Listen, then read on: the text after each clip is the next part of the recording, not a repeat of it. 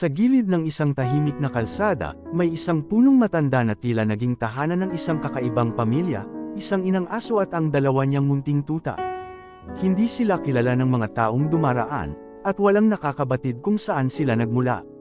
Wala silang sariling bahay, ni pagkain na tiyak sa bawat araw. Ang tanging meron sila ay ang lilim ng punong iyon at ang pagmamahal sa isa't isa. Araw-araw, nagsusumikap ang ina na makahanap ng makakain para sa kanyang mga anak. Kahit pagod at gutom, hindi niya alintana ang init ng araw o lamig ng gabi. Basta't mabusog lang ang kanyang mga tuta, sapat na iyon. Ang mga tuta naman ay laging nasa tabi niya, umaasang darating ang araw na hindi na nila kailangang matakot kung saan sila matutulog o kung anong kakainin.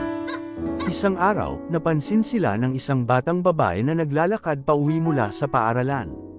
Napansin niya ang lungkot sa mga mata ng inang aso at ang payat na katawan ng mga tuta. Mula noon, araw-araw na siyang bumabalik dala ang tira-tira nilang pagkain sa bahay. Dahan-daang lumapit ang tiwala ng aso sa bata, at kalaunay naging matalik na kaibigan nila ito.